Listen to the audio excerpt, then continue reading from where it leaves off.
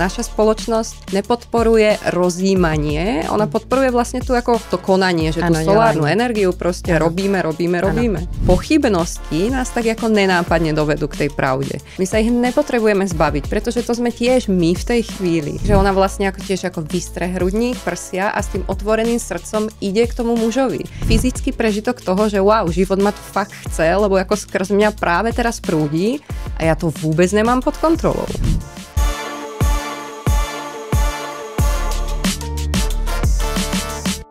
Hola amor, vítej v podcastu Ikonik, podcastu pro duši podnikatele, který drží milion věcí naráz a přesto chtějí růst. Nebudeme tu mluvit jen o tom, jak být produktivnější, ale hlavně o tom, jak zůstat autentičtí ve světě, kde se od nás čeká výkon 24/7. Já jsem Zuzi Mentor a již 16 let pomáhám podnikatelům digitalizovat jejich biznis. Mít víc času pro sebe a vydělávat bez složitých funnelů a reklam. A to ve více než 15 zemích světa a ve 3 světových jazycích. Dnes se v tomto prostoru zaměříme především na ženy, ale i muži jsou vítaní, kteří chtějí žít naplno, autenticky a s vnitřní silou. Čeká tě setkání s výjimečnou ženou, o které říkají, že staví mosty mezi světy a spojuje radost s moudrostí. Veronika Slavíková je průvodkyní na cestě k pravému já. Už 17 let se věnuje hlubokému poznání lidské individuality a přetváří archetypální psychologii do podoby, která je použitelná v každodenním životě. Vytvořila transformační semináře, jako je Od Persefony k Afroditě, Divadlo života nebo Hlas duše. A dnes s ní otevřeme téma, které se dotýká všech žen, no a často i mužů. Nesmrtelné tajemství Marilyn Monroe. Jediným pohledem okouzlila celý svět, z mužů dělala oddané obdivovatele a v ženách vyvolávala žárlivost, ale i inspiraci. Ale za krásnou a slavnou ženou také stojí bolest a něco víc. Skutečná síla archetypu, který může každá z nás probudit i v sobě. Veroniko, co je podle tebe to často nepochopené tajemství Marilyn Monroe? Aby sme sa pozreli na to, čo je vlastne tým tajomstvom a tým nepochopením, tak sa potrebujeme pozrieť na to, čo vlastne stojí za touto osobou, za touto ženou, ktorá si získala vlastne jedným pohľadom celý svet, že? Takže vlastne to, čo stojí v pozadí, je niečo, čo je také ako možno tajomné, ale my to uchopíme trošku takým ako filozofickým zmyslom, pretože sú to práve archetypy, ktoré nás takto ako ovládajú a prehovárajú skrz nás. A keď sa rozprávame o Marilyn Monroe, tak práve všetci poznáme tú scénu z toho slávneho filmu Slamený vdovec, že jak tam je v tých bielých šatičkách a nad tým ako nad tým kanálom, jak je to ako veje a ona sa tam tak ako zakrýva a je taká ako nevinná a zároveň ako úplne odovzdaná v takom tom prúde tej pozornosti tých ľudí a to je ten moment, ktorý je vlastne až ako by som povedala archetypálne nám zapísaný určitým spôsobom do podvedomia, takže Hollywood ako není blbec, že on vlastne použil silné symboly a to sú napríklad práve ako biele šaty a to je symbol určitej nevinnosti a odovzdania a vlastne ten červený rúž, že to je symbol prebudenej sexuality, to je proste symbol niečoho, čo zvádza tú spoločnosť. Takže keď sa vlastne bavíme o tej Marilyn, tak my sa bavíme o niečom, čo sme dneska ako keby poškvrnili určitým studom a je to niečo, čo sa snažíme zároveň prebudiť. Takže je to práve archetyp Afrodity. Ona je vlastne tým, čo dáva tej žene takú tú šťavu. Niečo, čo vlastne my sa snažíme nejak ako naučiť, pritom to ako nejde. Takže keby som mala pomenovať to základné, čo je tým tajomstvom, tak je to práve tento archetyp.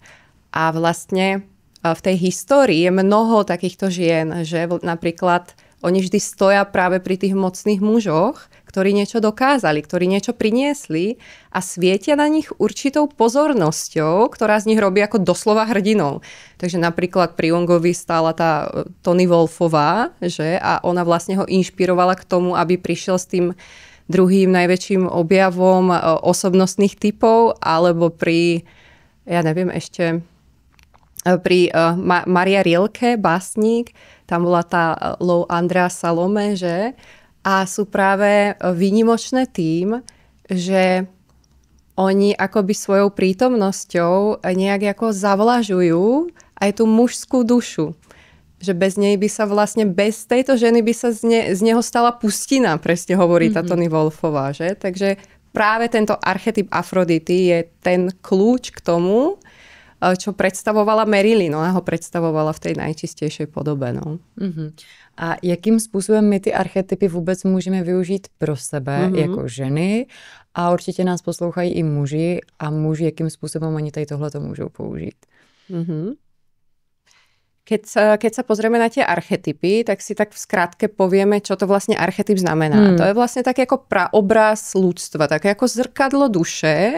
Povedala by som skôr potencialita, ktorá je nám určitým spôsobom vrodená a my sa skrz tento prežitok toho archetypu, určitej také ako pudovej sily, stávame vlastne sami sebou. Takže ten archetyp je taká ako pradávna skúsenosť našich predkov, ktorá skrz nás potrebuje byť prežitá, aby sme sa stali sami sebou. Takže v tých našich príbehoch sú vlastne tie kľúče, ktoré my potrebujeme uvidieť, prežiť a nejakým spôsobom integrovať, aby sme sa stali tým, kým skutočne sme. A to vôbec nemusia byť ako pozitívne skúsenosti, že to je vlastne celý ten balíček a často sú to práve veľmi bolestné skúsenosti určitého prežitku utrpenia, skrz ktoré my získavame tú silu. No a vlastne archetypy sú určité potenciály tých, ako by som to popísala, tých ako osobnostných kvalít. Máme ich 12. Ja hovorím teraz vlastne o gréckej archetypálnej psychológii. No a asi by som dala taký príklad, že napríklad, aby sme svoj život prerozprávali ako nejaký mýtus a skrz to vlastne pochopili, kým vlastne sme, tak sa môžeme pozrieť na dnešné ženy. Ja vlastne sa dlho pohybujem v tom sebarozvoji a často sa stretávam práve s tým archetypom tej Perzefóny. A to je vlastne bohyňa podsvetia, sa hovorí, že v tej ako gréckej mytológii. Ale je to veľmi jemná, nevýrazná, veľmi taká ako... Ona hľadá samu seba, ona hľadá ten zmysel života, ona nevie, kým je, ona není v tom spojení s tým telom, vlastne každé jej nejaké seba ovládanie, seba poprením a vlastne práve tento archetyp je veľmi častý. A keď si ja uvedomím v tom mojom živote, že vlastne všetko, čo robím, je motivované tým, aby som si ja získala lásku, aby som si získala pochopenie, aby som získala uznanie. Keď ja odhalím toto, čo stojí za tým všetkým, čo v živote robím, tak ja sa môžem oprieť o tento mýtus, ktorý je tu 1000 ročia, ktorý popisuje nejaký psychický prúd a ja viem aj to, čo do tohto príbehu ja môžem povolať, a čo ma bude čakať, keď nič neurobím na základe toho mýtu. Takže ten archetyp popisuje nejakú psychickú skutočnosť duše, ktorá sa skrz ten náš hlavný archetyp prejavuje do toho života a my vlastne potrebujeme ten náš život prerozprávať jak nejaký mýtus, aby sme ako našli to, kým skutočne sme. A teďka to vezmeme pro ty kinestetický typy, jako jsem já, opravdu jako do té praxe. Řekni nějaký příběh klientky, která k tobě přišla a využili jste ten archetyp Marilyn, abyste něco vyřešili. Ja som usporiadavala taký jeden z posledných seminárov a volal sa Kurtizána. A práve som ako čakala, že sa tam teraz prihlási strašne moc žien, že oni sa tam aj prihlásili. No a na poslednú chvíľu sa tak ako polka odhlásila, poprihlasovala a tak podobne. A hovorím si, takže táto téma ako pracuje, že tam je ten stúd, tam je to ako obalené rôznymi tými nánosmi, ktoré sme mi tak krásne ako vytvorili, len aby sme ako náhodou nežiarili dostatočne, že? A vlastne prišli tam ako ženy, ktoré boli práve ako takto v tom, ako pomoc, zachráň ma, neviem, čo mám robiť vlastne, neviem, kto som. A potom tam prišli tie ženy, ktoré boli ako bez partnera, staršie, také ako v tom, ona je to ako Artemis, ja ju ako pomenúvávam, hej, to je taká Xena, že to je taká ako Angelina Jolie stelesňuje v tom filme, taká ako ja to zvládnem sama, proste nepotrebujem nikoho pomoc. Často je tam tá slabá maminka. No a teraz ako vlastne si človek myslí, že na tom seminári kurtizána budeme ako kultivovať nejaké potešenie, čo síce ako je jedna z tých fází. Ale ten základ práve, skrz čo my ženy sa dostávame k tomuto archetypu Afrodity, je práve spojenie s telom. Ja sa potrebujem vteliť. To znamená, že aby to ako dopadlo doslova na zem, že my keď sa rodíme, tak sa fakt ako rodíme, kedysi sa rodilo, my sme ako padli doslova ako na zem, z hora nadol. A keď to dopadne do tej hmoty a tá žena, často je tam, napríklad sme tam robili znovu prežitie pôrodu a vlastne to veľmi intenzívne vtelenie spôsobilo to, že zrazu, keď tá žena to telo cíti, až vtedy s ním môže pracovať. Takže to bol taký ako základ toho, jak som ja ako pracovala a kultivovala práve tento archetyp. Ono je to ako cesta. To je vlastne ako nejaká prvá fáza, že potom príde proste nejaká integrácia utrpenia, ktoré je ako potrebné prežiť na tej ceste, extra tej ženskej, keď ja vlastne tú Afroditu si ako nemôžem zvoliť. Ja sa do nej môžem len uvoľňovať, tak jak do toho ženstva. Takže vlastne ten archetyp mi slúži ako nejaký, síce ako nástroj, ale nie každý k nemu má také ako prirodzené pnutie. Že tam je to, tie príbehy sú rozdielne, tie archetypy máme úplne rozdielne. To mě dává smysl, takže ty využíváš ten archetyp proto, aby z té Persefony, například té ženy, která se hledá a tak dál, mohli dojít do toho, kdy jako opravdu vnímají tu svou vnitřní sílu a vnímají tím, kým jsou. A tam používáme ten archetyp té Marilyn, nebo to ještě ne? Kde to tam vlastně jako nastane? V jakém momentě?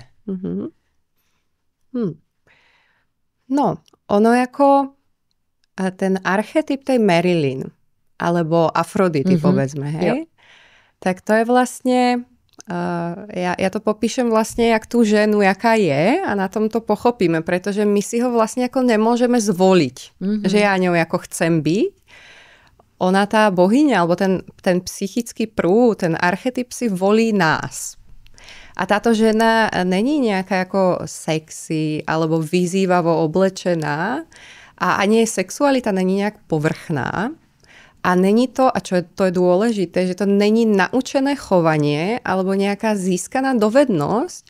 Ona je to vlastne taká ako prenikavosť jej života, ktorá pramení z jej duše. To znamená, že tento archetyp ja môžem kultivovať jedine tak, že sa odovzdávam životu ako takému.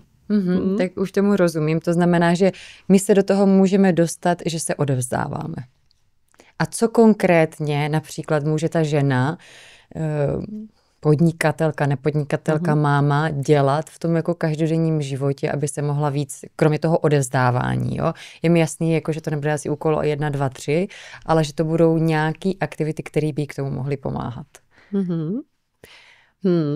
Ona tá práca s tými archetypmi je taká ako trošku komplexnejšia, ale keby som z toho mala vytiahnuť takúto ako jednoduchú esenciu, ktorú doporučujem každej žene, tak je to, ktorá vlastne mení tú fyziológiu už, také ako zamilovať sa do niečoho v živote, napríklad do hviezdy, extra do niečoho, čo ja vlastne nemám pod kontrolou. To znamená nájsť si svoju hviezdu na oblohe, do morskej vlny, do západu slnka, pretože ja v tej chvíli milujem alebo zamilovávam sa, ona je to Afrodita, je bohyňou zamilovanosti, že ja vlastne svietim na to touto energiou a ono to svieti naspäť na mňa. A tým, že ja viem, že to, čo milujem, ja nejak nezmením, neovplyvním a hlavne to nikdy nebudem vlastniť, tak vlastne tam vzniká toto uvoľnenie sa do niečoho, čo vôbec nemám pod kontrolou. A to je práve napríklad tvorivé flow, že my sa snažíme to často ako vymysleť, my sa snažíme to naplánovať a to je presný opak tejto energie. To je presný opak toho, čo žiarí. To úplně sedí, protože to je přesně, tento podcast o tom úplně je, že to vyšlo z té lásky, z toho pocitu, že jsem cítila, že to teďka mám dělat, nevěděla jsem, jak se to stane, nevěděla jsem vůbec nic a najednou se to začalo všechno jenom dít, protože jsem cítila takový jako vnímání a volání tady v tom srdíčku.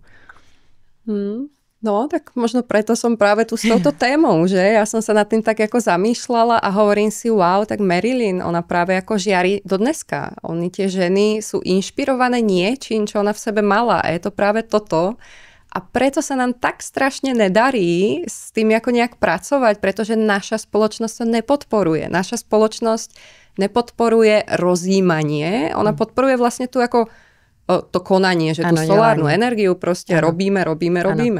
Ano, a je to super, že to říkáš, protože já tím, že jsem teďka 4. rok na mateřské a u toho jsem rozhodně konala mnohem míň v číslech a aktivitách, než když jsem předtím pracovala, tak jsem tam měla takovej ten pocit, jako já nepracuju.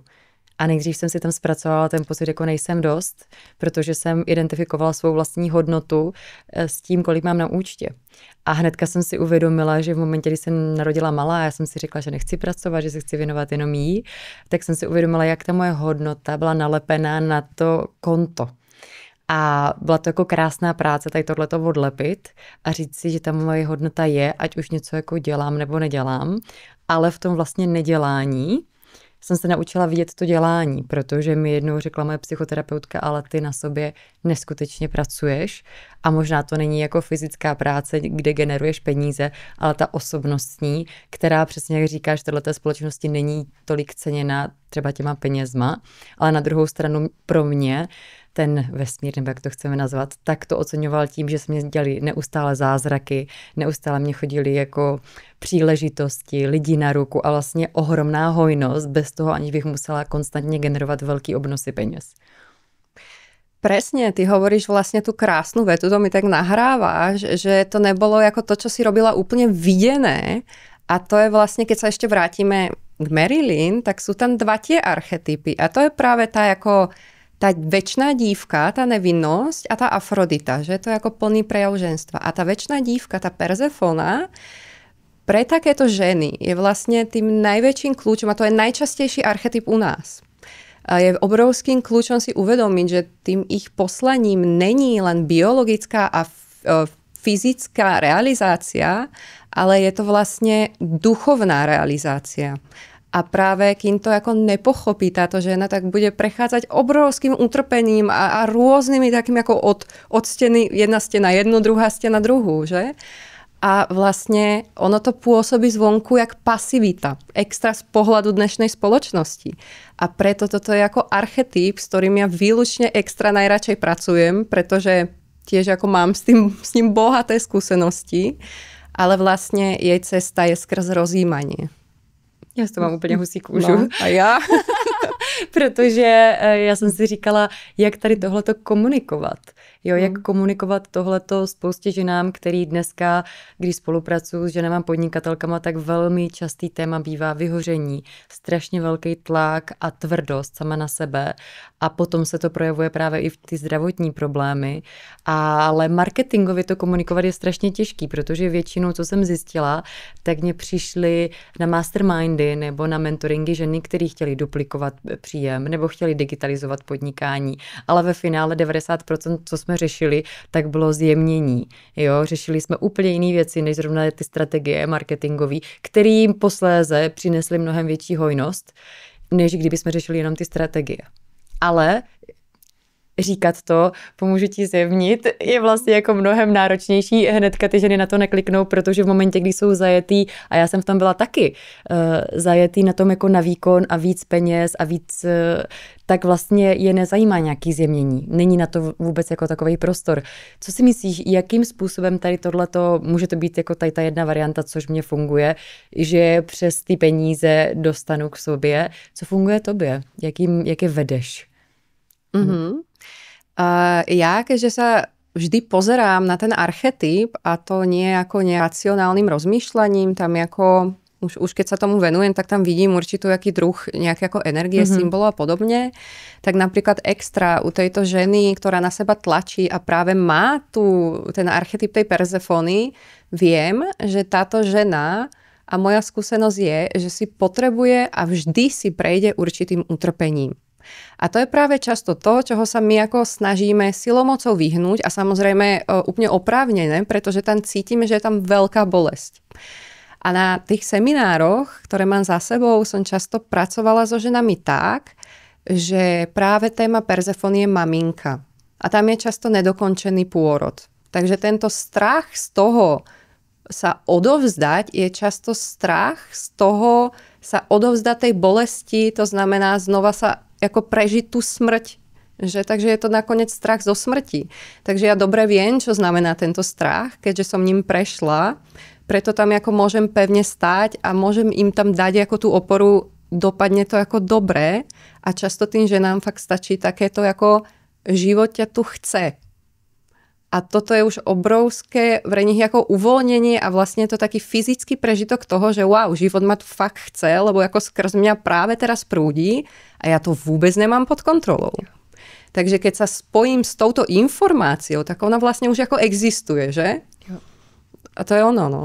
Wow, to je hodně silný, to mně přijde, že je hodně silný a rok 2025 vnímám, podle toho, co slyším příběhy a možná mě to i potvrdíš, že je právě o tom, aby jsme šli víc do ranitelnosti, jak muži, tak ženy a aby jsme pustili tady ten tlak na výkon, aby jsme pustili tady tyhle ty otěžité kontroly, kdy já sama jsem byla jako control freak, potřebovala jsem mít vždycky všecko pod kontrolou, manžela, prostě všechno a najednou, když se stalo to, co se mně stalo, tak všechno se vlastně rozpadlo to pucle a já jsem začala sbírat jenom ty části, které už byly pro mě vlastne opravdový. Presne, ja s tým úplne súhlasím a potvrdzujem to. Tá kontrola, že? Ono tú kontrolu my sme v určitej fázi života potrebovali. To je tiež dôležité pochopiť, že čoho sa snažíme zbaviť, to sa nás drží, že? Pretože my práve v dospievaní, v období dospievania si vytvárame tie masky, aby sme to zvládli, pretože ten svet je proste pre nás, pre Boha, tak si vytvoríme nejakú masku. No lenže, a tam je to potrebné, no lenže my potom, keď dospejeme a ideme ďalej, my tie masky neodložíme. A my vlastne máme vystavané nejaké ideály. My nosíme stále tie masky a my musíme zákonite vyhoreť, pretože to ako nejsme my. My ideme za niečím, čo vzniklo vtedy a vtedy sme to potrebovali. A vlastne tá cesta je skrz to ako len uznať, že to ako bolo v poriadku vtedy. A tým, že sa toho snažíme zbaviť a nejak to ako interpretovať najčastejšie a práve tam ako dostať nejakú kontrolu, a ja to tiež dobre poznám, ja som tak fungovala väčšinu života, tak sa vlastne robíme akoby väčšími. Neviem, či mi ako rozumieš, keď poviem, že ako kontrolou my sa robíme väčšími nad tými vecami, nad tým životom, nad tým všetkým, lenže k nám potom práve ako nemôže to väčšie prehovárať, že? Takže my sme na to sami. Jo, je to pravda. A já vnímám, že právě přes to utrpení v mém případě, tak došlo k tomu odevzdání, protože to jinak ani nešlo. Jo, že to opravdu, já jsem byla velký control freak, prošel ta situace toho utrpení velkého a tam nic jiného, než to odevzdání vlastně nešlo, tak to byla ta zkušenost, která mě, a já ty zkušenosti často vyhledávám i, jo, protože teďka jsem to zažila a teďka vždycky, když je to nějaká, já jsem došla do bodu, kdy už jsem neměla ráda takový ty jako nejistý zkušenosti, jo, ve 26 jsem letěla do Peru, řekla jsem si, hele, pojedu backpack a nevěděla jsem, kde budu spát ten večer, co budu jíst a měla jsem pár stovek euro v kapse a chtěla jsem tam takhle strávit 3 měsíce a říkám si, jo, tak mladí lidi to můžou, neměla jsem tam, ne, to bych řekla špatně, strach jsem tam měla. Ale neměla jsem tam takový, jo, tak tady umřu zítra. Říkala, to nějak zvládnu. A vlastně tam jsem měla jako velkou důvěru v ten vesmír. Ale čím jsem byla starší, tak tím jako tato důvěra nějakým způsobem ubývala, protože přes ty zkušenosti, že jo, tak si myslím, že každý člověk potom má negativní zkušenosti, tím pádem má tu důvěru menší a menší. Až to došlo do toho bodu, že jsem už jako neočekávala žádnou podporu, nebo že by se něco mohlo zázračně vyřešit, nebo že bych mohla prožít nějaký ikonický příběh, protože už jsem já byla tak stuhlá a vlastně tak málo intuitivní nebo tak málo spontánní, co jsem zažila v tom manželství, že jsem vlastně už nedokázala dát ten prostor tomu, aby se tam mohly dít nějaký jako ikonický příběhy. A to bylo právě to, proč tam musel přijít ten bod zlomu, kdy přes ten bod zlomu se to všechno rozpadlo a já najednou jsem v té volnosti, v té svobodě a najednou cítím, ona je zase spontánní situace a zase přichází ty ikonické příběhy a zase přichází, říkám, wow, to bych takhle hlavou v životě nevymyslela a záměrně chodím do těch situací, jako by mi bylo těch 26, který bych se normálně před těm 5 let, vůbec bych do toho v životě nešla, typu tamhle pojedu, nevím, kde budu spát, nevím, jak to bude, nevím, jaký bude program, ale udělám to. A stalo se mi to teďka zrovna o víkendu, že jsem jela na festival do Prahy a měla jsem takový jako pocit, že to se nějak jako vyřeší, to spaní, že to nějak bude, fakt jak kdyby mělo 26. A jasně, že mám peníze na to si zaplatit hotel, to je jednoduchý, ale dovolit vůbec tomu vesmíru, aby to zařídil jinak, aby mě potvrdil, je o tebe postaráno, tak to je nádherný. A samozřejmě potom jsem tam potkala člověka, ten člověk mi nabídl, hele, tady mám jako prostor, můžeš tady zůstat s náma a bylo to úplně skvělý. A říkám, vesmíre, díky, protože zase mi potvrzuješ to, že když já tam nechám ten volný prostor a mám tam tu jasnou vizi, udehraje se to a když ne, tak půjdu do hotelu, zaplatím si ho a to vůbec není žádný problém. Ale chci, abys mi ukázal, že jo, že je o mě vždycky postaráno a dávám mu ten prostor a kdybych vlastně tohleto neudělala, tak tam pořád jdu v té kontrole, já tam jedu, zaplatím si, mám všecko pod kontrolou, přijedu, odjedu a vlastně nedám tam ten prostor pro ten ikonický příběh. Presne, no. Ja som úplne ako dojatá, pretože ja to tak strašne verne poznám. To, čo opisuješ, som prežívala tiež z mnoha uhlov pohľadu, až som dospela do určitých bodov, kedy si hovorím, wow, tak to niečo ako magické a to niečo ako väčšie vlastne neexistuje. Čo keď si to ako vymýšľam, že pochybnosti, to je vlastne tá najväčšia zuba všetkého. Ale to je práve to je to, čo patrí tiež k tomu archetypu, k nám. Tie pochybnosti nás tak ako nenápadne dovedú k tej pravde. My sa ich nepotrebujeme zbaviť, pretože to sme tiež my v tej chvíli. A to je strašne dôležité pochopiť. To som vtedy tiež nevedela, že? Ale čo som chcela povedať, že vlastne táto magičnosť, táto dôvera v to väčšie, ona sa vlastne rodí v tom prenatálnom vývoji v nás. Že tam je ako prítomná, tam je to semienko, kde je už ako obraz celého toho stromu. Takže my, keď sa dokážeme s touto časťou znova spojiť, tak v nás sa znova rodí to božské dieťa, to, ktoré ako verí v ten magický svet okolo neho.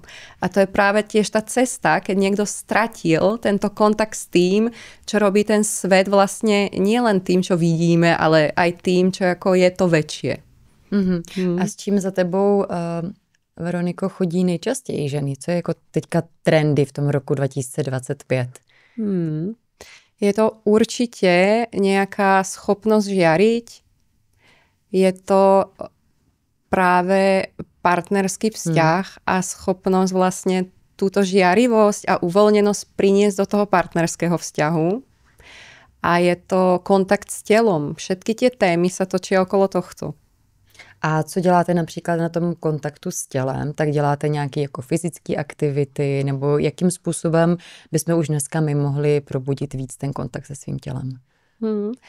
Ja pracujem skrz taký konštelačný princíp, ono sa to volá Life Integration Process a je to proces životnej integrácie, tam sa práve nejako stavajú všetky tie vývojové časti nás a ja tam mám možnosť ako do zrkadla práve kontaktovať s týmito časťami. A je tam práve aj tá časť toho prenatálneho vývoja, tej symbiózy s tou maminkou.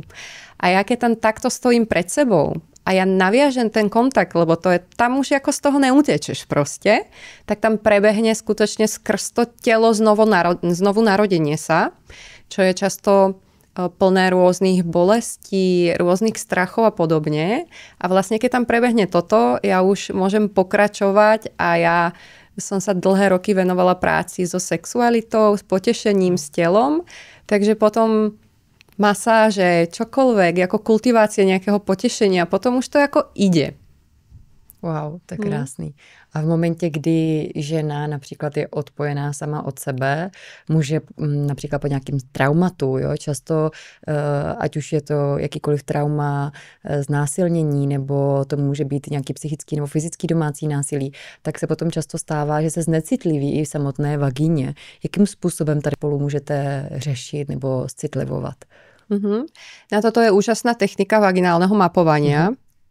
Tá je určite fajn, nič menej som sa stretla s tým, že pre mnoho žien je moc invazívna, to znamená, že sa ma tam ešte ako bude dotýkať niekto iný, preto ja rada na to idem veľmi pomaly skrz túto integráciu tej zranenej časti, pretože práve keď napríklad došlo k znásilneniu, s čím som sa stretla tiež, tak tá najväčšia bolesť vzniká z toho, že to dieťa často len, alebo už aj ako dospelšiu ženu nikto nevidel.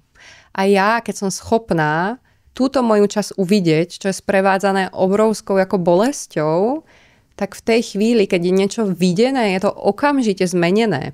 Takže ja tam ako pracujem veľmi pomaly, veľmi jemne, skrz to uvidieť túto moju časť. To trvá ako dlho, ale je to najväčšie ťažisko tej práce. Dlho znamená jako několik hodin, nebo několik týdnů, nebo několik měsíců? No, ako kto, že môže to byť kľudne jedno sedenie. To je o tej intenzite, tej pozornosti, ktorú my sme tam schopní dať. Keď je tam to odpojenie, keď tam ako už je dlhú dobu, že vlastne to nastalo niekde v detstve a ja už toto odpojenie zažívam celý život. To znamená, že tam vznikla nejaká časť pre prežitie. Tam vznikla taká samostatná subpersonalita, osobnosť, ktorá zariadila to, že ja to prežijem. A ona tiež potrebuje byť uznaná. My sa to snažíme často nejak vyriešiť, alebo vylúčiť zo svojho života, že to ako nechceme, ale vo chvíli, kedy je to uznané, že skutočne vďaka odpojeniu my sme vtedy prežili. To je strašne dôležité pochopiť. My na seba tlačíme, aby sme sa zmenili, aby sme sa vyriešili, ale my sme vďaka tomu, že sme sa odpojili, prežili. A to je podľa mňa obrovsky kľúčová vec, čo sa týka akékoľvek traumy. To mně přijde jako hodně důležitý, že právě tohle to říkáš a myslím si, že tohle musí slyšet spousta žen, ale i mužů, že to odpojení bylo důležitý v ten daný moment, protože to nám způsobilo, že jsme to přežili. Wow, to je fakt pecka. Presne, no. Je to také šokujúce zistenie a vlastne je to tak jednoduché, že ja sa nestihnem nikdy čudovať, že my sme z dôvodu toho, že snažíme sa zo seba urobiť niečo iné, než sme, pretože často cítime ten stud, že nejsme dosť, tak sme úplne opustili to, kým skutočne sme. A to je práve táto vec, že to sú presne tieto momenty, kedy potrebujeme uctiť to, čo sa stalo, také, aké to bolo a to úplne stačí. My nepotrebujeme vôbec so sebou nejaké extra rôzne pracovať, môžeme sa inšpirovať potom a tak, ale tento základ vidím v tomto. No. A můžeš mě říct nějaký konkrétní příklad, například ženy, která byla úspěšná, byla tady v té své tvrdosti, odpojenosti a co se změnilo v momentě, kdy jste spolu tady tu práci udělali? Rozmýšľam. Ja som takto dlhodobejšie pracovala s jednou ženou a práve ona mala taký ťažký životný príbeh. Zomrela jej maminka, keď bola mladá, otec bol alkoholík a tak podobne, takže tam bol vlastne tiež taký ako nedokončený pohyb k tej maminke. To spôsobuje u tej ženy, že potom nemôže ísť ani k tým mužom, že ona na nich čaká, aby prišli, ale skutočne ako by to malo byť správne konštelačne je, že tá žena práve príde za tým mužom, že? A jak to myslíš teďka? Žena přijde za tím mužem, to znamená, když to vezmeme do té role datingu, že v momentě, kdy mě se někdo líbí, já si ho vyberu a za ním přijdu? No to je ako konkrétna situácia, čo opisuješ. Ja to skôr myslím tak, že ja nejsom v tej pozícii, tak ja si počkám, kedy ty si ma získaš. Pretože toto je dcéra, ktorá čaká, kedy otecko sa o ňu postará. Ale keď je to dospelá žena, ktorá je práve pri matke, by som povedala, tak ona jej ako nič nebráni v tom prejave tej plnej sexuality a ženskosti, takže ona vlastne ako tiež ako vystre hrudník, prsia a s tým otvoreným srdcom ide k tomu mužovi. Takže to jako konkrétne, ak by to vypadalo, neviem úplne teraz dať taký príklad, ale není to o tom, že teraz technicky poviem, tak teda na rande pozývam ja teba, ale je to skôr o tom, čo zo mňa vyžaruje. Že ja vlastne nečakám, aby sa ten muž o mňa postaral. Ja sa o seba postaram určitým spôsobom, teraz myslím nejakou vnútornou prácou a nečakám to od neho, že on ma urobí šťastnou. To je práca otca, že? Ano. V určitom veku. Ano. Jo. No. Jo, mně tam přišlo i zajímavý to, co jsem se jako nedávno dozvěděla, že vlastně ten archetyp, já to vnímám zase z té pozice víc jako Junga, ten archetyp té královny, tak je o tom, že ta žena se jako vybere, řekne, jak to bylo dřív, jak byly ty jako královny a oni hodili ten šáteček, že a ten muž teda viděl, že má zájem a on už se začal snažit. A mě to jako ohromně překvapilo, protože já jsem si říkala, no ten muž si jako vybírá a vlastně pochopila jsem, pro mě to bylo fakt jako, že aha, dobře, že já si vybírám a potom jako mu dávám tu příležitost se snažit. Jak to vnímáš ty, jak to je? Ja by som fakt dala ten príklad tej Marilyn, pretože tam je to vidno, že to je presne tá Afrodita. Takže ja keď takto žiarím, keď takto stojím, ona je mimochodom, ten archetyp je podporovateľkou mužskej vízie. Je to najčastejšia anima mužov, je to taká milenka večná, že? A je to milenka, to my poznáme skrz tento archetyp práve u nás v týchto končinách. A ja keď do tohoto sa uvoľním, tak potom ako nemusím ja moc toho robiť, že tí muži chodia sami, pretože oni milujú to určité svetlo, ktorým ona na nich svieti. Ja by som ho prirovnala k divadelnému reflektoru. V tom svetle vlastne všetko vypadá také ako mysteriózne, dramatické, krásne, úžasné. Všetci sme takí ako jak nejakí hrdinovia z filmu. A keď takto ona na niečo svieti, tak ten muž, ktorý bol doteraz úplne obyčajný, že úplne nezaujímavý, tak sa v tomto svetle zrazu stáva takým ako hrdinou proste. A zrazu zisťuje, že má nejaké kvality, o ktorých nikdy nevedel. Zrazu sú ako tu. Takže vlastne ako tam nikto nestráca. Ja by som ako povedala, že by som nekonkretizovala v tomto ako fyzicky, kto za kým ide. Tá žena si ho ako touto pozornosťou pritiahne. Ale zároveň ona jako takto stojí voči tomu svetu, že? Takže to je... A kdybychom to převedli do té role, že nás poslouchají ženy, které by jako chtěli teďka nějakého muže a chtěli by si ho přitáhnout, tak řekli jsme už na začátku, že je to takový to, jako, že se oddají, potom, že se zamilujou do něčeho, co vlastně nemůžou jako kontrolovat, do nějaké vlny nebo do nějaké hvězdy.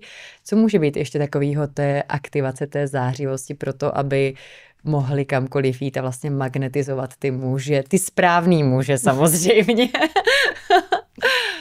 No presne, no. To je také, my si úplne ako nevyberáme v tej samej podstate, kým sme. Ja by som povedala o pozornosti tých žien, pretože my, akú pozornosť vlastne vysielame do toho sveta, tak reaguje na nás, že to už vieme. A teraz dám príklad. Žena, ktorá je doma, má deti, zvládne variť, upratávať, teraz sa ešte stará o deti a manžel prichádza z práce a ona už cíti v tej kuchyni, že manžel je nasratý. Ona to proste cíti, pretože cíti celý ten priestor. A toto sú určité typy žien, oni sa volajú v tej archetypológii, že sú nepanenské, že ich identita závisí od toho, či majú partnera, tak ich pozornosť je taká ako otvorená, rozprestrená. Oni vnímajú celý ten priestor. No a teraz večer, všetko už urobili, že idú do postela a zoberú si tú knižku. A čo sa stane v tej chvíli? Zoberú si knižku a konečne si povedia, tak teraz si niečo prečítam a zrazu sa to príjemné, mäkké svetlo, ktoré vytvára bezpečie, zmení na také ako jednobodové osvetlenie ostré. Takže tam zrazu sedí, zase to sú potom panenské bohyne, že? Sedí tam taká ako chladná Aténa.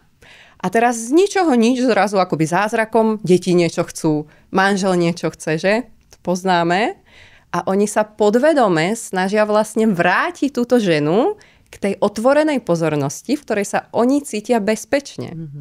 To znamená, že my, to kým sme, ten archetyp, alebo ako to tá energia, ktorá nás tvorí, tak to tiež do veľkej miery rozhoduje o tom, ako my pôsobíme na vonok a čo sa vlastne vracia k nám. To je práve tento druh pozornosti, že tá Afrodita, tento archetyp tej milenky, tak ona je ako jediná, ktorá má tú pozornosť kombinovanú. Takže tí muži si ako myslia, že ju budú vlastniť, ale ona nikomu nepatrí, že ona je vlastne panenská a patrí len sama sebe. Takže vlastne toto je tá žiarivosť, keby som to mala pomenovať, ona je totiž verná sama sebe. To znamená, ako oni mali urobiť, tá odpoveď je pravdivosť voči sebe samej. A to je cesta, že to sa nedá urobiť takto, ale rozhodne tomu môžeme napomôcť, že tú pozornosť ako zvonku obrátíme k sebe. Mm-hmm. Já vím, že v tomhleto roce jsem se potkala s několika úspěšnýma ženama, ať už kamarádkama nebo klientkama, který mají multimilionový biznesy a právě odešli od muže, mají většinou 1 nebo 2 děti a jsou zamilovaní do těch svých projektů, jsou fakt jako velice úspěšní v těch svých projektech. Nicméně, co mě sdílí, je, že po tom, co opustili toho partnera, protože zjistili, že jim jako nestačil, tak je pro ně jako těžký mít vlastně někoho, kdo by vyrovnával tu energii toho přesahu, co oni mají pro tu společnost, té vize, kterou oni mají pro ty svoje podniky. Zároveň oni u toho ještě stíhají jako skvěle se starat o ty děti a vlastně jsou jako multipotenciální, když to tak řeknu, a vyrovnat a nepotřebují muže kvůli penězům. Takže se to posunulo někam, kde byla moje prababička, že jo, nebo babička ještě. Posunulo se to úplně ta vývoj té společnosti, že už já s tebou nemusím být kvůli penězům. Já s tebou jsem, protože si tě vybírám. A pokud ty mě nebenefituješ, tak si vybírám s tebou nebýt. Co třeba tady v těchto situacích, kdy najednou mám fakt kolem sebe spoustu žen, který jsou velice krásný, úspěšný, dokážu se starat o ty děti a tak dál, ale je pro ně těžký fakt potkat toho muže, který by jim dokázal vyrovnat tady tuhletu jako kráľovskú energii. Ja ich mám okolo seba tiež hodne a tiež to dobre poznám. A tam skutočne, čo viem od tých, ktorým to funguje a poznám také tiež, tak je to práve práca so všetkými tými kvalitami tej osobnosti.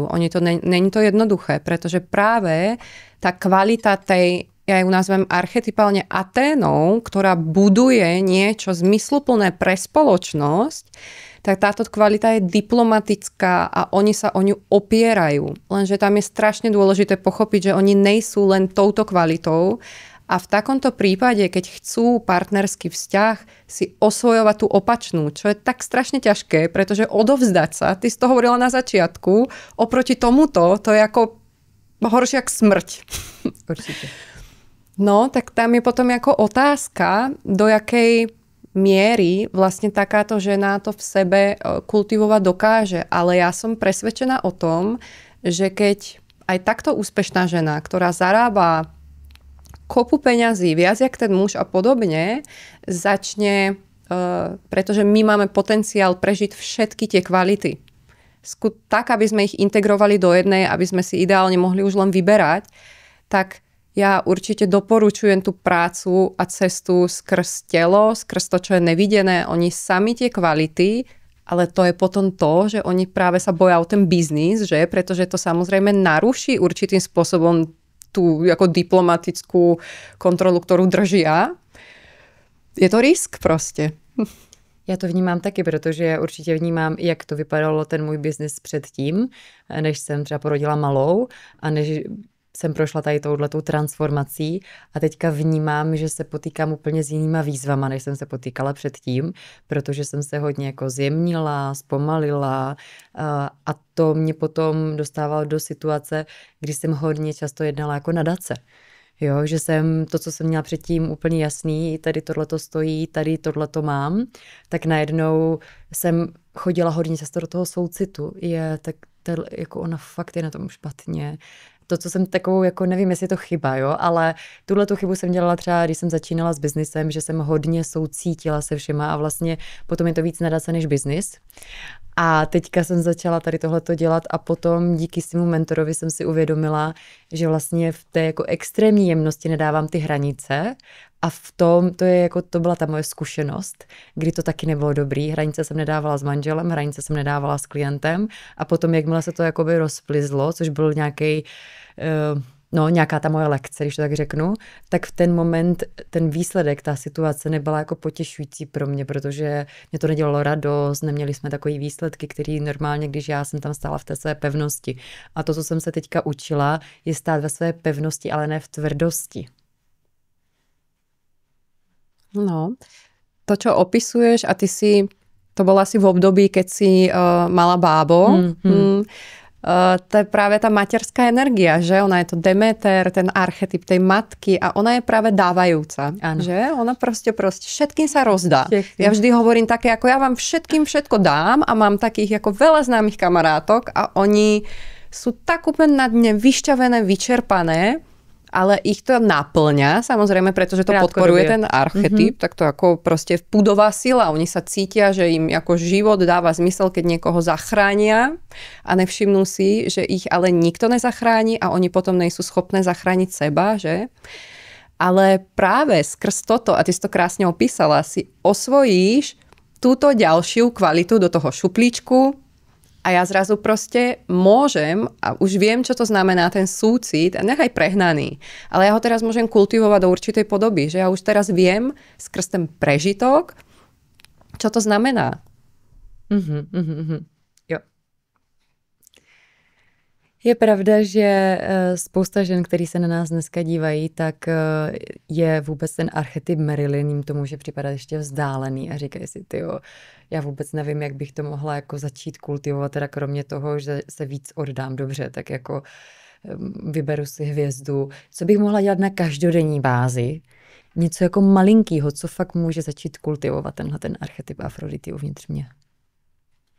Niečo také malinké, čo by sme určite každá mohli začať robiť, je sa skutočne uvidieť. Takže ja moc doporučujem extra takým tým ženám, ktoré hľadajú same seba, a to je najčastejšie, s čím sa stretávame práve v seba rozvoji. To znamená, že všetky takéto rôzne rozhovory a podobne si práve hľadajú ženy, často ktoré si sebou nie sú isté, tak na dennej bázi sa určite ja každé ráno môžem so sebou stretnúť v zrkadle a venovať tomu o 5 sekúnd viac a skutočne sa tam uvidieť a povedať také ako jednoduché, ja ťa vidím. Alebo sa so sebou stretnúť párkrát za deň a povedať si tú vetu, že život ma chce takú, aká som. A fakt ako cítiť, že aj keď nič nerobím, tak vo mne sa deje milión procesov bez mojej kontroly, takže ten život ma tu fakt chce, to je fakt ako pravda proste. Takže to sú také jednoduché stretnutia so sebou, ktoré môže každý začať robiť hneď. A vlastne to odovzdanie je skrz to, že sa zastavím a že sa fakt ako začnem vnímať viac znútra, začnem vnímať, jak ma ako hladí ten dých a ja potom automaticky začnem ako tak jak zjemňovať, uvoľňovať sa. Stačí tomu dať fakt jako párkrát pozornosť a aj okamžite člověk pozná rozdíl. Jak to potom může ovlivnit například to naše podnikání, když jsme čím dál víc zářivější, čím dál víc uvolněnější, odevzdanější? Co se může proměnit? Máš nějaký konkrétní příklad třeba s nějakou klientkou? Ja som raz na jednom seminári postavila práve takto, ako Afroditu si nevyberáme, ale tak konštelačne sa do nej dá postaviť, dá sa tomu trošku napomôcť.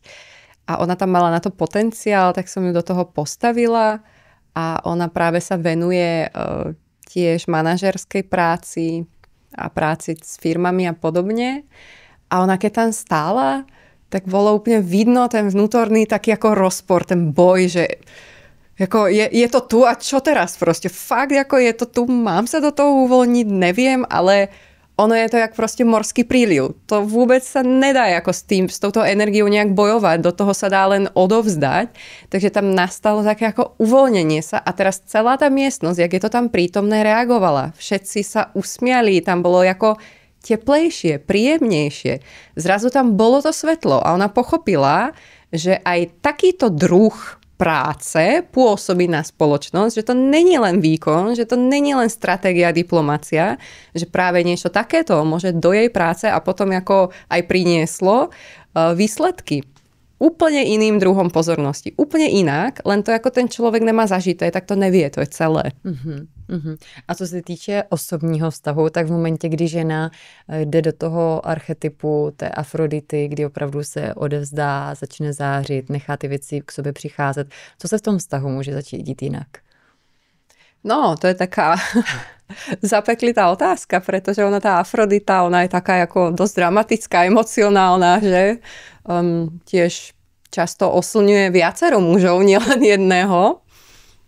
Takže tam je veľmi dobré, keď tá žena už, dajme tomu, má takúto tú energiu prirodzene, tak ju práve ako kultivuje tak, aby ju nasmerovala niekam, kde je to užitočné, nie do milencov. Taký prípad už som tiež mala na seminári a je to ako prirodzené, pretože ten archetyp nás ako vedie určitou cestou, kým není vo vedomí. Ale ona, Afrodita, je práve bohyňou tvorivosti. A bez nej sa tvorivá práca nezaobíde. To je práve veľký dar, pretože tá flow, kedy my nepotrebujeme jesť ani piť vlastne, my svietime na ten náš projekt rovnakou energiou, ako ona, keď je zamilovaná na toho človeka, ktorého miluje.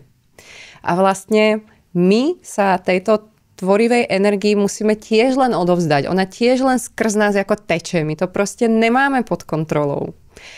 A v tom partnerskom vzťahu, keď sa takéto niečo objaví ako príliš, ja už o tom povieme, že už som si toho vedomá, takže tú svoju vášeň nepôjdem rozdávať ešte aj k susedovi proste. Takže to ako rozložím do určitých projektov. Nič menej. Ja sa skôr častejšie stretávam so ženami, ktoré tam majú takú tú bojovníčku, často slabá maminka, takže je tam tá veta ako mami, ja nikdy nebudem tak slabá, jak ty, ja to proste zvládnem. A práve tam hovorím, že OK, ten luk a šípy je super, že ho máš, ono ťa to ako veľakrát zachránilo, ale vedomé predtým, než ideš do spálne, ho polož proste na nočný stolík, že? Tam to končí proste. Jo. A co se týče toho, když ta žena, my jsme to trošku načali a já bych chtěla jít trošku do hloubky, když ta žena teda je budovatelka, jo, je v té roli, hele, tady vedu jako úspěšnou firmu, tady mám tým lidí, do toho ještě to dítě, jak se má naučit odevzdat najednou, že přijdu domů a mám tam toho manžela a už to jako nemusím všechno vést? No, to je otázka. Ja by som povedala, že takéto odovzdanie, o ktorom my tu hovoríme, čo sa týka Marilyn alebo Afrodity, tak je skutočne tak hlboké a tak ďaleko, tak vzdialené od týchto žien, ktoré sú v tomto výkone, že by som tam nedávala nejaký ideál, pretože na tom ako vyhoríme. Takže čím viac sa budem chcieť odovzdať, tým to bude horšie, že? Takže tu by sme sa zase ako chytili do pasce klasickej. Takže ja by som začala skrz to, že začnem vidieť to, kde teraz som. Pretože my, keď sme v tomto výkone, my sa nevidíme a necítime. To znamená, že by som to odovzdávanie začala tým, že poviem, áno, teraz som v tak veľkom preťažení a výkone, že necítim žiadne odovzdanie a že som vypnutá a znecitlivelá. Takto to teraz je. Proste uznať, že som to teraz takto potrebovala. Skrz to pritakať tomu, jak to teraz mám, ja sa odovzdávam životu. Veľmi nenápadne sa to deje, ale keď ja som schopná pritakať tomu, jak je to teraz, fakt ako robiť takto, tak ja sa začnem odovzdávať, že? Takže ten první krok je vůbec, mám to teďka tak, že jsem v té energii té budovatelky, že to je pro mě úplně nemyslitelný, abych se tady jako odevzdala. A to je ten první krok. Ono se často stává, setkala jsem se s tím u klientek, že si buď vybírali slabý chlapy, tím pádem vlastně to vedli i potom tu domácnost, anebo si vybrali moc silný muže a tím pádem jako tam byl velký konflikt a vlastně se tam hodně bojovalo.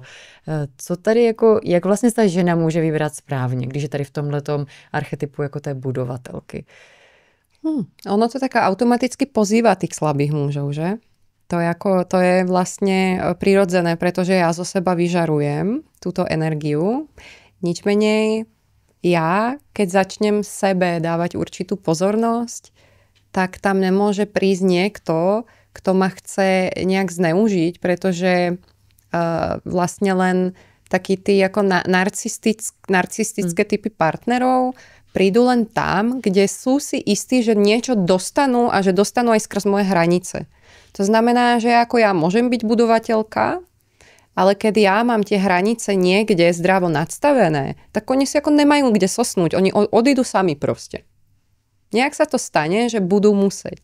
Pretože ten slabý chlap, a to je tiež ako otázka, no slabí muži, že sú slabí, alebo ako my často robíme slabých, alebo jak to vlastne ako je, pretože ja sa často stretávam s tým, že vlastne tie ženy v týchto pozíciách tak na seba tlačia, že potom prídu domov, že a tomu manželovi povedia no, tak ja som presne ako vedela, že to bude takto, toto by si mal urobiť takto, toto takto. A ja vôbec nehovorím, že to není pravda, že to nevedia, oni to ako vedia, ja to ako tiež viem, tiež to poznám, že ako my dobre cítime, lebo máme tam aj ten cít vybudovaný a zároveň aj tú kontrolu. My sme ako ďaleko pred nimi v dnešnej dobe, že? Lenže práve zo súcitu, z takého toho fakt ako vyššieho súcitu, by som povedala až aktívneho, my si potrebujeme skutočne uvedomiť, že ich potrebujeme. Že tých mužov potrebujeme, že sú rovnako cenní jak my a my keď ich v sebe niekde ako vnútri v sebe postavíme na rovnaké miesto, a je to často práca práve napríklad s otcom, že? Ono sa vlastne tá spoločnosť teraz tak obrátila z toho patriarchátu do toho matriarchátu, by som povedala, že sa to ako, je to prirodzené, že sme teraz silnejšie, ale by som povedala tak trošku ako zdanlivo. My sme rovnocenní, tak si to tu ako zahráme, si strihneme také divadlo spolu, aby sme sa dostali znova do rovnováhy. A jakou práci tam je potřeba udělat? Například my jsme to otevřeli teďka s tím tatínkem. Jaká práce je tam potřeba v momentě, kdy máme teda potřebu dokazovat, budovat? Je pro nás těžký to vůbec odevzdat? Vidíme muže většinově, jakože jsou slabí. Často práve v dospievaní medzi tým 3. a 6. rokom, okolo 4. roku, my sa zamilovávame do maminky a do tatínka. To je úplne prirodzené. Tam vzniká vlastne ten Oedipov elektrín komplex, že? A práve tam vzniká takéto, ako ja viem urobiť tie očka na toho tatínka, takže ja si viem lásku získať jediným pohľadom. A teraz toho tatínka poteším, on sa usmeje, tam vzniká ten flirt. A ja vlastne si ako zistím, že keď ja sa pekne usmievam alebo niečo urobím, ja si získam lásku. A z toho sa vlastne stávajú potom napríklad hodné holky, buď sa ako stane hodná holka, ktorá si skrz to, že není hodná lásky, tak je hodná holka, že? Alebo sa tam stane to, že ten otec bol tak veľkým vzorom, tak krásny, tak sa o ňu staral, tak jej všetko dal, že ona si ho vnútorne postaví v sebe na piedestal a už žiadny smrteľník v ďalšom živote sa mu nevyrovná.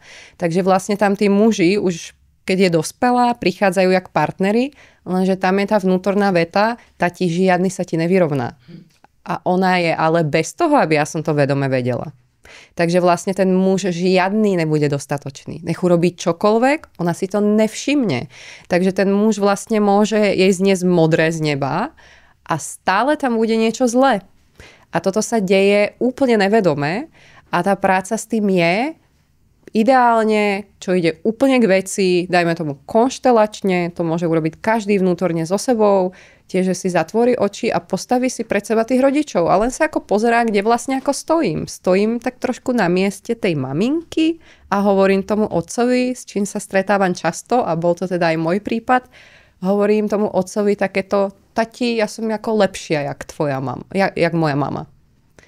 A to sú také silné vety, ktoré my máme vpísané v sebe, v tom príbehu z toho detstva, ktoré tam ale zostávajú a my podľa toho sa riadíme napríklad v našom partnerskom vzťahu. Takže my sa cítime väčšie jak ten partner, pretože sme ako na mieste tej maminky. My sme väčší jak tá maminka, že?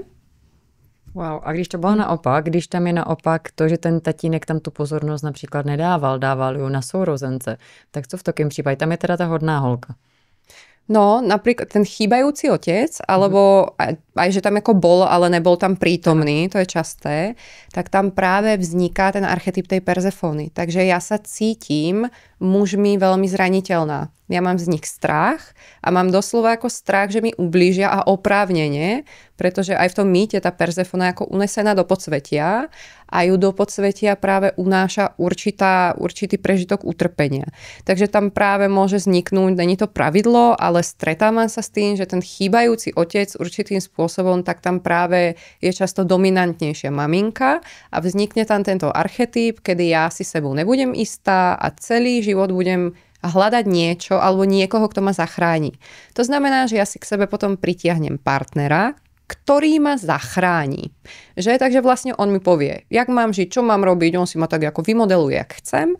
A on tento typ ženy, on sa ale prirodzene otáča jak taký mnohostranný diamant práve tou stranou, ktorú ten muž ako chce. Ona nemá seba, to znamená, že ona ako zrkadlí to, čo on zrovna potrebuje. To sú také, ja som to tiež tak mala, také tie ženy, ktoré ako také veľmi jemné, často také výlenky trošku a vlastne oni úplne automaticky reagujú na to, čo ten muž potrebuje. Oni si ani nevšimnú, že sa zrovna napasovali do nejakej pozície, ktorú si myslia, že on potrebuje. A je pravda, že když se vrátíme zpátky k té Marilyn, tak Marilyn příběh skončil tragicky. A proč si myslíš, že tomu tak bylo? Presne práve preto, že tam nebola len tá Afrodita, tam bola tá Perzefona, že? Tam bolo spojenie toho nádherného žiarivého ženstva a tej obrovskej zraniteľnej nevinnosti. A toto bolo to, čo žiarilo tak obrovský, lenže, a to sme videli aj v tých filmoch o nej, že tam vlastne ona bola obrovsky neistá, citlivá, hľadala, tam bol chybajúci otec, ktorého nikdy nepoznala, ktorého celý život hľadala, to je presne to, čo aktivuje tú Perzefonu, vlastne tú stratenú dušičku, ktorá nemá žiadnu odporu a bola tam ako závislá a matka, o ktorú vlastne tiež prišla. A práve táto kombinácia z nej urobila tak neodolateľnú, ale to, že ju vlastne Hollywood zobral a snažil sa z nej práve nejakým ako výkonom, čo je úplne tá cesta, ktorá vlastne zničí takúto ženu, pretože ona potrebuje úplný opak, že ona by potrebovala proste úctu, pochopenie, aby ju niekto ako uvidel tam, kde je. Mm-hmm. No, tak preto ako tam to môžeme vidieť, čo sa môže stať. Bohužiaľ to môže a často sa s tým stretávam, že ženy práve s archetypom tejto Perzefony majú náchylnosť k drogám, k maniodepresivite a podobne, pretože pre nich je príliš ťažké žiť na tomto svete. Oni utekajú do fantázií a do vysnených svetov. Takže oni si dokážu vykonštruovať nejaké doslova ako rôzne fantázie, kde sú často ako nejaké milované. Veľa ľuďmi milované. A práve alkohol jak jediný potom už nakoniec utíši alebo iné drogy túto bolesť. Takže to je ako tá Marilyn je inšpiráciou v mnohom. Uhum. A Veroniko, jaká byla vůbec tvoje cesta tady k této práci a jak tě práce s tímto archetypem ovlivnila v tvým osobním životě? Ja som bola vždy tou, ktorá sa hľadala, takže všetky možné sebarozvojové veci, čo existovali, milióny diplomov mám doma proste úplne z rôznych metód a ja som fakt začala v 14, pretože môj otec ma k tomu tak trošku doviedol. On bol tiež tak trošku, chvála Bohu, divný. Takže sme začali spolu skoro, ale ja som trpela panickými atakmi a arytmiou a práve stavmi, kde som sa neustále stretávala určitým spôsobom so strachom zo smrti. A ja som začala nejak pracovať so sebou a tak postupne som prichádzala práve k archetypom. A pamätám si to do dneska, ja som bola na dovolenke, som bola v Thajsku, vtedy s mojim priateľom a ja som sa práve cítila ako unesená. Ja som tam išla dobrovoľne, že? Ale ja som sa z nejakého dôvodu cítila, že to ako nechcem. Keby ma tam niekto proste uniesol na silu, čo vôbec nebola pravda. A mala som tam knižku a tá sa volala Bohyne a bohové v nás od Ariadny Stasinopoulos, tá je krásna pre ženy mimochodom, doporučujem. A tam bola stať o tej Perzefone. A teraz tam bolo napísané celá tá moja dráma, ktorú som si prežívala. A myslela som si, že je to ako moja výnimočná dráma. Tam bola popísaná v tomto archetype. Takže ja som tam sedela a mne fakt ako tiekli slzy. Hovorím si, aha. A tam bolo fakt napísané, že ona sa ako cíti unesená celý život, ten život je pre ňu jak provizórium a čaká, kým sa niečo stane, že niečo sa stane, niečo ju zachráni, niekto príde, že proste vyslobodí ju z tohto utrpenia.